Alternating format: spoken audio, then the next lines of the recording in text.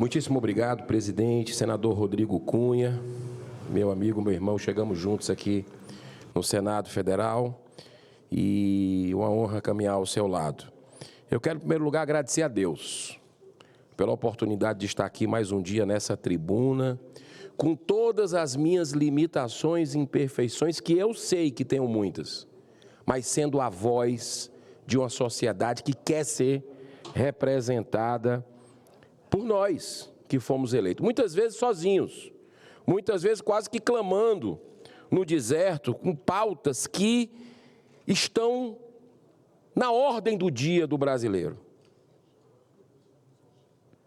E ainda bem que hoje, especificamente nessa quinta-feira, não vai dar quórum.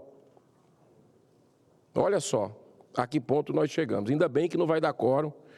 Já não deu na comissão da inteligência artificial, e eu quero fazer um alerta à sociedade sobre isso, porque no apagar das luzes aí, estamos às vésperas de um recesso, e assuntos preocupantes podem ser votados a toque de caixa aqui dentro. Um deles é a questão da inteligência artificial,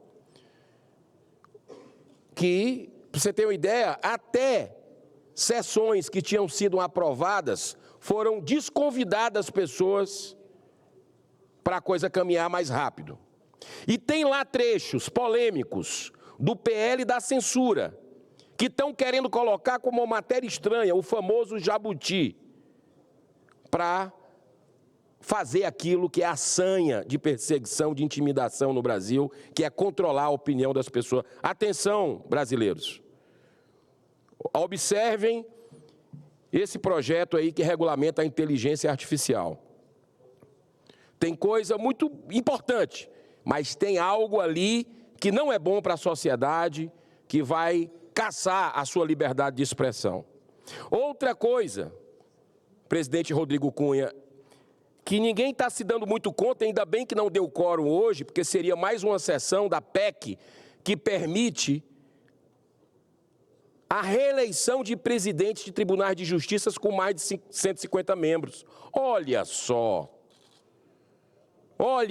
a pegadinha aí, para beneficiar alguém, não sabemos quem, mas tem alguma coisa para beneficiar. Gente que já está no poder. E olha o precedente brasileira que está nos ouvindo, que vai abrir. Se numa presidência de um TJ, do Rio ou de São Paulo, por exemplo, que tem mais de 150 membros, é possível a reeleição, você imagina o presidente do Supremo Tribunal Federal, com essa fresta aberta, vai dizer, epa, se o tribunal menor pode, por que eu não posso? Fora os outros tribunais, que não tem 150 ainda, que vão querer colocar mais desembargadores para ter. Olha que causuísmo pode abrir, ruim para você que paga imposto, que acorda cedo, que batalha para levar o pão de cada dia para a sua família. Já paga muitos salários altíssimos de autoridades. Vai querer mais? Tomara que esse plenário rejeite essa PEC. Meu voto é contra, já quero anunciar aqui. Mas, presidente, eu subo essa tribuna hoje para falar de outro assunto. Esses que eu acabei de dizer, eu vou, na semana que vem, insistir. Mas nossas vidas começam a terminar num dia em que permanecemos em silêncio sobre as coisas que importam. Essa frase não é minha, não. É de Martin Luther King. E eu subo mais uma vez essa tribuna, porque o pronunciamento que eu vou fazer agora não me dá alegria alguma. Seria muito cômodo permanecer inerte diante de uma calamidade que está acima das minhas forças. Mas enquanto os mandatos possam representar a sociedade brasileira que clama para a justiça para todos, a consciência permanece viva para sempre de cada parlamentar. E eu quero aqui dar minha contribuição nessa breve passagem pelo Senado Federal. Breve e não tão breve. São 8 anos, é muito tempo. Por mim, o mandato seria menor de senador. Sempre disse isso. E preste atenção, brasileiro, vão querer aumentar para 10. para 10 anos o mandato de senador, para que haja aí a questão do fim da reeleição no Executivo e a coincidência de mandatos, que é uma proposta teoricamente muito boa, mas para coincidir teria que aumentar o tempo de senador. Eu discordo, acho que tem que diminuir. Vai para o tempo de deputado, qual é o problema? Vai para o mandato de deputado. Mas, senhor presidente, o que está afligindo a sociedade, a questão de abusos de ministros do Supremo, que essa casa se mantém calada, em algum momento de nossas vidas, a nossa própria consciência, ou a futura geração desse país, que vai pegar a lista nossa e vai ver, nos cobrar e perguntar, diante de tanta aberração, nós fizemos aquilo que estava ao nosso alcance? O mundo assiste estarrecido, sem compreender como pode 11 ministros do Supremo, e eu deixo aqui uma ressalva, o Supremo é importante, tá? Para a democracia, é um pilar da democracia. Mas os abusos estão se multiplicando em todas as áreas, com ativismo, com inversão de valores, liberando corruptos e prendendo, indo atrás de caçar quem cumpre seu dever, quem cumpre a Constituição brasileira, que a gente não pode se calar diante disso. Então, 11 ministros, como é que pode? E se você quiser traduzir, é um, sem nenhuma legitimidade pelo voto popular, desrespeitar e esmagar um poder constituído por 594 parlamentares eleitos pelo voto direto de mais de 100 milhões de brasileiros. Eu não vou falar hoje da aberração jurídica, que foi o vergonhoso julgamento que em 2019 revogou a prisão em segunda instância, abrindo caminho para a completa destruição da Lava Jato em favor da corrupção e da impunidade. Eu não vou também falar hoje sobre o malabarismo jurídico que instituiu o famigerado inquérito da fake news, que se mantém há 6 anos, onde o único magistrado tem o poder de acusar, investigar, julgar e condenar sem direito a nenhum recurso, mantendo uma espada permanente na cabeça dos brasileiros. Quase 6 anos, estamos caminhando para lá. Eu não vou falar hoje sobre as aberrações cometidas pelo TSE nas eleições presidenciais, onde funcionou como um verdadeiro partido político, beneficiando explicitamente a candidatura de Lula, mesmo depois dele ter sido condenado em 3 instâncias a mais de 10 anos de prisão por ter chefiado o maior esquema de corrupção da história desse país.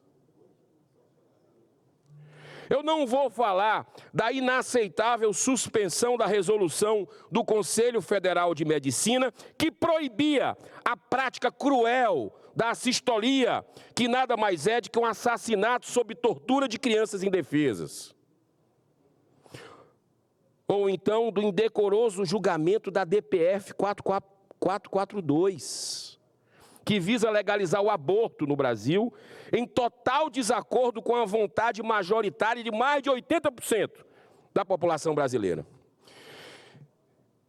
Senhor presidente, eu também não vou falar hoje sobre o escandaloso inquérito do 8 de janeiro, o maior festival de injustiças e de ruptura do Estado Democrático de Direito, com o objetivo de impor uma falsa narrativa de golpe de Estado feito por pais, mães e avós em pleno domingo, portando bandeira do Brasil e Bíblia. Cidadãos dignos, sem nenhum antecedente criminal, muitos que nem estavam aqui dentro, nem entraram aqui dentro. E aqueles que entraram, que sejam punidos. Claro que quebraram, mas de acordo com a lei, mas isso não é observado. Rasgaram a Constituição. É uma sanha de vingança, de revanche. É ultrajante, senhor presidente, essas pessoas serem tratadas como terroristas.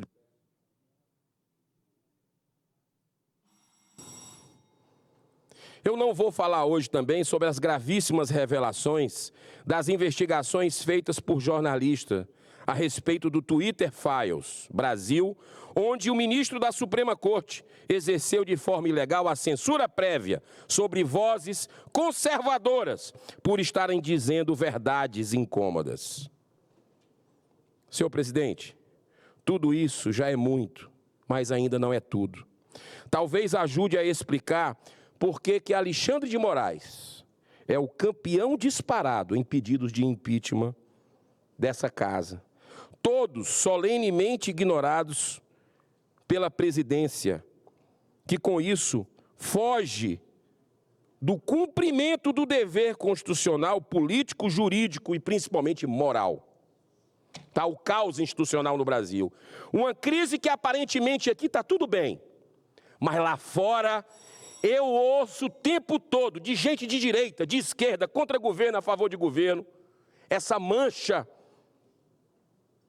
na história do país, que é essa inversão completa de valores. Hoje eu vou exclusivamente me ater àquela que é a mais estrondosa usurpação feita pelo STF, das prerrogativas constitucionais do Congresso Nacional, legalizando na prática o tráfico de pequenas quantidades de drogas no país e estimulando o consumo que vicia e destrói famílias inteiras. Uma calamidade social sem proporções e uma invasão sem precedentes da competência legislativa em matéria exaustivamente deliberada. Aqui, nunca, se tem um assunto que nunca essa casa e do lado, a Câmara, se omitiu, foi de debater e votar matéria mostrando o quê?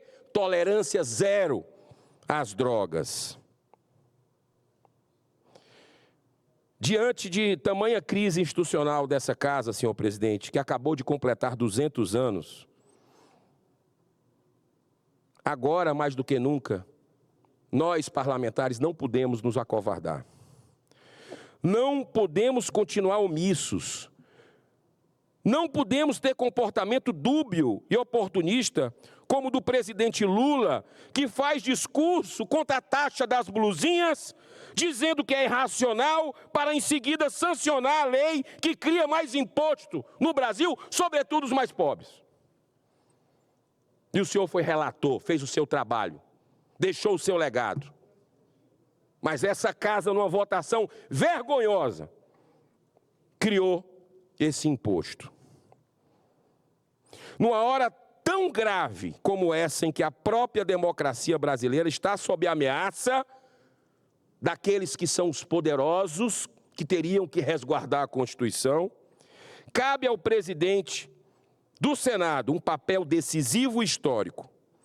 É preciso ter altivez, não apenas em nome dos parlamentares, mas em nome da dignidade dos 215 milhões de brasileiros que nos sustentam, que nos confiam, ou que nos confiaram o mandato para ser a voz deles. O presidente do Congresso Nacional, para encerrar, lhe agradecendo a tolerância, o presidente do Congresso Nacional deve cobrar com firmeza que a Câmara dos Deputados cumpra sua obrigação e vote a PEC 45, que pode resgatar a abalada independência entre os poderes da República. A PEC que é de autoria do presidente dessa casa, mas ele, como presidente do Congresso, precisa dialogar rapidamente com o presidente da Câmara, Arthur Lira, para que seja votado. Aí sim nós vamos criar uma situação para a hora da verdade, para ver quem é quem, para ver quem sabota quem está do lado da população que não quer a droga da maconha liberada, não quer que os nossos jovens sirvam de aviãozinho nessa decisão esdrúxula que o Supremo fez e desmoralizando a todos nós. Nós vamos criar um impasse, senhor presidente, um impasse que aí nós vamos ver exatamente a hora do Brasil. Então, no último minuto, lhe agradecendo, eu espero que cumprir com o nosso dever constitucional e dar início também, mesmo que tardiamente, como diz Chico Xavier, embora a gente não possa começar agora e fazer um novo começo, todos podemos, nesse exato momento, construir um novo fim. Mesmo que tardiamente, mas essa casa se mostraria digna, se levantaria no seu bicentenário e analisaria pelo menos, dos mais de 60 pedidos de impeachment que tem engavetado na casa.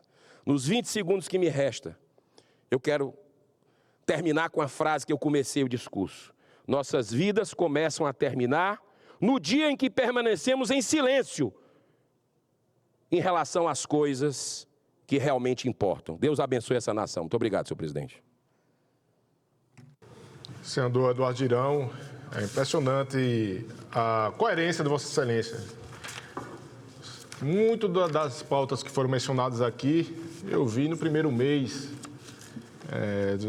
do exercício do mandato de Vossa Excelência, que permanece firme em suas convicções, representando boa parcela da população brasileira e de uma maneira que não é radical. Aqui nenhum senador pode dizer que o senador Eduardo Girão é radical. Vossa Excelência é do diálogo, é do convencimento. Alguém pode até lhe convencer do contrário, porque você abre espaço para isso, não é o senhor da razão. Então, já teve muitas conquistas durante esses últimos anos e persiste. E pelo que eu conheço de Vossa Excelência, ainda tem muita coisa para contribuir com o futuro desse país, deixando um legado também para as próximas gerações, que eu acredito que é o seu principal objetivo. Então, muito obrigado. Até convido Vossa Excelência, se permitir, para que eu faça um registro da própria tribuna, coisa rápida, de um tema que Vossa Excelência também é atuante. Obrigado.